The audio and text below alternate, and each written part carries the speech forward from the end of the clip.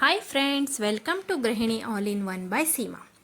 ಇವತ್ತು ಸಖತ್ತಾಗಿ ಒಂದು ಡಿಫ್ರೆಂಟ್ ಸ್ಟೈಲಲ್ಲಿ ಚಿಟ್ಮುಟ್ಕಿ ಪಲ್ಯವನ್ನು ಹೇಗೆ ಮಾಡೋದು ಅನ್ನೋದನ್ನು ನೋಡೋಣ ಬನ್ನಿ. ಒಂದು ಪ್ಯಾನ್ ತೊಗೊಂಡು ಅದರಲ್ಲಿ 1-2 ಮುಷ್ಟಿಯಷ್ಟು ಇಲ್ಲಿ ಶೇಂಗಾವನ್ನು ತೊಗೊಂಡಿದ್ದೀನಿ ನಾನಿಲ್ಲಿ.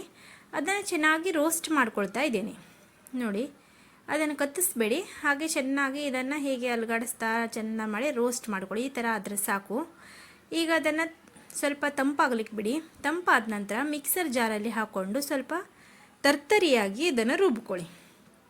ನೋಡಿ, ಈ ಥರ ಫುಲ್ ಪೇಸ್ಟ್ ಸಣ್ಣಕ್ಕೆ ಪುಡಿ ಮಾಡಬೇಕಂತಿಲ್ಲ, ನೀರು ಹಾಕದೆಯ ಖಾಲಿ ಜಸ್ಟ್ ತರ್ತರಿಯಾಗಿ ಈ ಥರ ರುಬ್ಕೊಂಡ್ರೆ ಸಾಕು. ನೆಕ್ಸ್ಟ್ ಮತ್ತೆ ಮಿಕ್ಸರ್ ಜಾರಲ್ಲಿ 5-6 ಸ್ಪೂನಷ್ಟು ತೆಂಗಿನ ತುರಿಯನ್ನು ತಗೊಂಡು ಅದನ್ನು ಗ್ರೈಂಡ್ ಮಾಡಿಟ್ಕೊಳ್ಳಿ ಸೈಡಲ್ಲಿ, ಆಯಿತಾ. ನೋಡಿ, ತೆಂಗಿನ ತುರಿಯಲ್ಲಿ ನಾವು ಸ್ವಲ್ಪ ನೀರನ್ನು ಹಾಕ್ಕೊಂಡು ಗ್ರೈಂಡ್ ಮಾಡ್ಕೊಳ್ತಾ ಇದ್ದೇನೆ. ನೆಕ್ಸ್ಟ್ ಪ್ರೊಸೆಸ್ ಏನಂದರೆ, ಒಂದು ಪ್ಯಾನಲ್ಲಿ 1-2 ಸ್ಪೂನಷ್ಟು ಆಯಿಲ್ ಹಾಕ್ಕೊಳ್ಳಿ. ಚಿಟ್ಮುಟ್ಕಿಯನ್ನು 2 ಎಂಡ್ಸನ್ನು ತೆಗೆದು ಕರೆಕ್ಟಾಗಿ ಕಟ್ ಮಾಡಿ ಇಟ್ಕೊಂಡಿರ್ತೇವಲ್ಲ, ಯಾವ ಶೇಪ್ ಬೇಕೋ ಆ ಶೇಪಲ್ಲಿ ಕಟ್ ಮಾಡಿ ಇಟ್ಕೊಂಡು ಇದನ್ನು ಆ ಆಯಿಲಲ್ಲಿ ಫ್ರೈ ಮಾಡ್ಕೋಬೇಕು.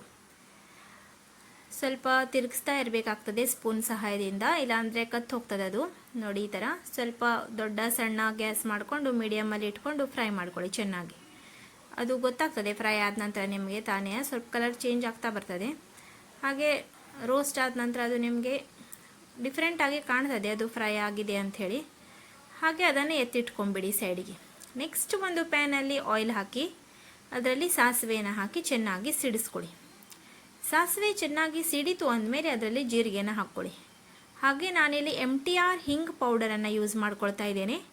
ಹಾಗೆ 1/2 ಸ್ಪೂನಷ್ಟು ಜಿಂಜರ್ ಗಾರ್ಲಿಕ್ ಪೇಸ್ಟನ್ನು ಹಾಕಿ ಇದನ್ನು ಆಯಿಲಲ್ಲಿ ಚೆನ್ನಾಗಿ ಫ್ರೈ ಮಾಡಿಕೊಳ್ಳುವಂಥದ್ದು.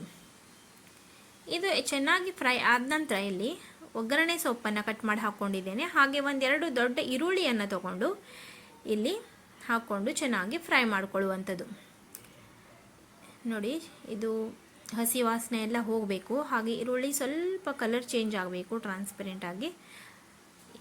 ಯಾವುದನ್ನು ಕತ್ತಿಸ್ಲಿಕ್ಕೆ ಹೋಗಬಾರ್ದು.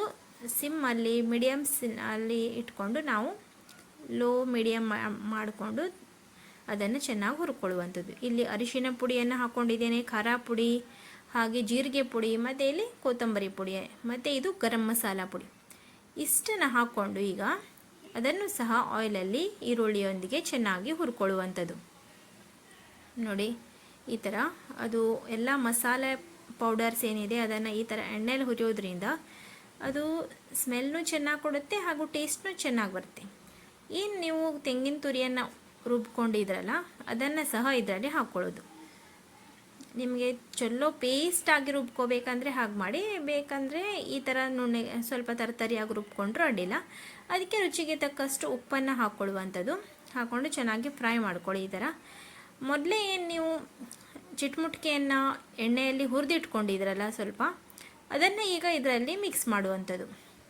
ನೋಡಿ, ಈ ಥರ ಚೆನ್ನಾಗಿ ಮಿಕ್ಸ್ ಮಾಡ್ಕೊಳ್ಳಿ. ಕರೆಕ್ಟಾಗಿ ಈವನ್ನಾಗಿ ಸ್ಪ್ರೆಡ್ ಆಗಬೇಕದು. ಈ ಥರ ಎಲ್ಲ ಮಸಾಲೆ ಕರೆಕ್ಟಾಗಿ ಮಿಕ್ಸ್ ಆದ ನಂತರ ಇದರಲ್ಲಿ 1 ಬೌಲಷ್ಟು ನೀರು ಹಾಕ್ಕೊಳ್ಳಿ. ಇದು ಎಲ್ಲ ಮಸಾಲೆ ಪೌಡರ್ಸು, ತೆಂಗಿನ ತುರಿ ಎಲ್ಲ ಕರೆಕ್ಟಾಗಿ ಮಿಶ್ರಣ ಆಗಿ ಒಂದೇ ಹಬೆಯಲ್ಲಿ ಬೇಯ್ತದದು. ಹಾಗಾಗಿ ನೀರು ಹಾಕ್ಕೊಂಡು ಇದನ್ನು ಚೆನ್ನಾಗಿ ಬೇಯಿಸಬೇಕು. ನೋಡಿ, ಸಖತ್ ಟೇಸ್ಟಿಯಾದಂಥ ಚಿಟ್ಮುಟ್ಕಿ ಪಲ್ಯ ಸವಿಯಲು ಸಿದ್ಧ. ಈಗ ಇದಕ್ಕೆ ಏನು ನೀವು ಶೇಂಗಾವನ್ನು ಹುರಿದು ಪೌಡರ್ ಮಾಡ್ಕೊಂಡು ಇಟ್ಕೊಂಡಿದ್ರಲ್ಲ ಅದನ್ನು ಹಾಕಿ, ಹಾಗೆ ಒಂದು ಸ್ವಲ್ಪ ಕೊತ್ತಂಬರಿ ಸೊಪ್ಪನ್ನು ಹಾಕಿ ಇದನ್ನು ಗಾರ್ನಿಷ್ ಮಾಡಿ. ಸಖತ್ ಟೇಸ್ಟಿ ಆಗಿರ್ತದೆ ಇದು. ಶೇಂಗಾ ಹುರಿದು ಅದನ್ನು ಪೌಡ್ರ್ ಹಾಕಿರೋದ್ರಿಂದ ಅದರ ಟೇಸ್ಟೇ ಸಪ್ರೇಟ್ ಆಗಿ ಬರ್ತದೆ. ಹೀಗೆ ಸಾದಾಗಿ ಚಿಟ್ಮುಟ್ಕಿ ಪಲ್ಯ ಮಾಡಿ ತಿನ್ನೋದು ಬೇರೆ, ಈ ಥರ ಡಿಫ್ರೆಂಟ್ ಸ್ಟೈಲಲ್ಲಿ ಮಾಡಿ ತಿನ್ನೋದು ಬೇರೆ. ಇದನ್ನು ಒಂದ್ಸಲ ಟ್ರೈ ಮಾಡಿ ನೋಡಿ, ಖಂಡಿತ ನೀವು ಇಷ್ಟಪಡ್ತೀರಾ. ಹಾಗೆ ನನ್ನ ವಿಡಿಯೋವನ್ನು ಲೈಕ್ ಮಾಡಿ, ಶೇರ್ ಮಾಡಿ, ಸಬ್ಸ್ಕ್ರೈಬ್ ಮಾಡೋದನ್ನು ಮರಿಬೇಡಿ. ಬಾಯ್ ಬಾಯ್ ಫ್ರೆಂಡ್ಸ್, ಟೇಕ್ ಕೇರ್.